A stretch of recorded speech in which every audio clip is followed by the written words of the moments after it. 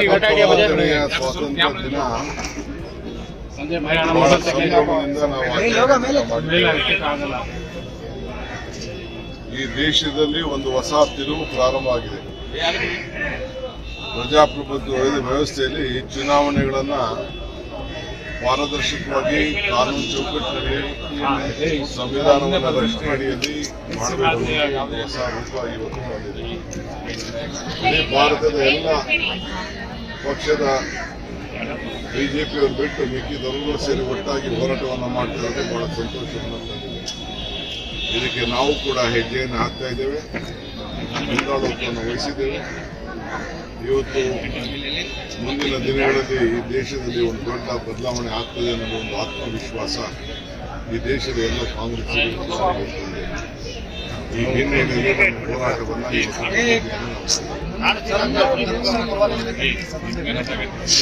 ನೋಡಿ, ಧರ್ಮಸ್ಥಳ ಪರ ಅಲ್ಲ, ವಿರೋಧ ಅಲ್ಲ, ನ್ಯಾಯಬದ್ಧವಾಗಿ ನನಗೆ ಆತ್ಮವಿಶ್ವಾಸ ಇದೆ. ನಾನು ಬಹಳ ಹತ್ತಿರದಿಂದ ಅಲ್ಲಿ ನೋಡಿದ್ದೇನೆ. ಅಲ್ಲಿ ಭಕ್ತಿ ಶ್ರದ್ಧೆ ಎಲ್ಲ ಯಾವ ರೀತಿ ನಡೀತಿದೆ, ಏನು ಒಂದು ಷಡ್ಯಂತ್ರ ನಡೆದಿದೆ, ಅದು ಮುಂದಿನ ದಿನದಲ್ಲಿ ತನಿಖೆಯಿಂದ ಹೊರಗಡೆ ಬರ್ತದೆ.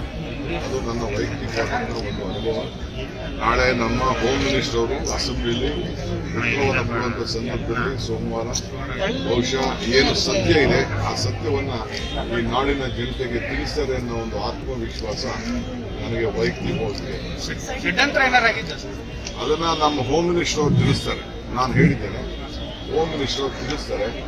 ಮುಖ್ಯಮಂತ್ರಿಗಳು ಕೂಡ ಬಹಳ ಬದ್ಧತೆ ಇದೆ. ಮುಖ್ಯಮಂತ್ರಿಗಳಿಗೆ ಯಾರು ಕೂಡ ಸುಳ್ಳು ಮಾಡಿ ಷಡ್ಯಂತ್ರ ನಡೆಸಿ ಅಪಮಾನ ಅಪಚಾರ ಯಾವುದೇ ಧಾರ್ಮಿಕವಾದಂಥ ವಿಚಾರ ಇರ್ಬೋದು, ಯಾವುದೇ ವ್ಯಕ್ತಿಗಳಿರ್ಬೋದು ಮಾಡಬಾರದು ಅಂತ ಮುಖ್ಯಮಂತ್ರಿಗಳು ಈಗಾಗಲೇ ನಮಗೆಲ್ಲರೂ ಕೂಡ ತಿಳಿಸಿದ್ದಾರೆ. ಶಾಸಕಾಂಗ ಸಭೆಯಲ್ಲೂ ಕೂಡ ಅವರು ಕಟ್ಟುನಿಟ್ಟಿನ ಕ್ರಮವನ್ನು ಸುಳ್ಳೇನಾರಾಗಿದ್ದರೆ ಕಟ್ಟುನಿಟ್ಟಿನ ಕ್ರಮವನ್ನು ಕೈಗೊಳ್ಳಬೇಕು ಅನ್ನೋದು ಕೂಡ ನಮ್ಮ ಸರ್ಕಾರದ ಒಂದು ದೊಡ್ಡ ಚಿಂತನೆ. ಆ ನಿಟ್ಟಿನಲ್ಲಿ ನಾವೆಲ್ಲ ಕೂಡ ನಡೀತೀವಿ. ಕಾನೂನು ಯಾರಿಗೂ ಕೂಡ ತಪ್ಪಲ್ಲ, ಕಾನೂನು ಕಾಪಾಡಲೇಬೇಕು. ಕಾನೂನನ್ನ ಈ ಸಂದರ್ಭದಲ್ಲಿ ರಕ್ಷಣೆ ಮಾಡಬೇಕು. ಕಾನೂನನ್ನು ತಪ್ಪು ಮಾಡಿದ್ರೆ ಎಲ್ಲರೂ ಕೂಡ ಶಿಕ್ಷೆ ಆಗಿದೆ. ಅದರಲ್ಲಿ ನಾವು ಯಾರು ಕೂಡ ರಕ್ಷಣೆ ಮಾಡುವಂಥ ಪ್ರಶ್ನೆ ಇಲ್ಲ.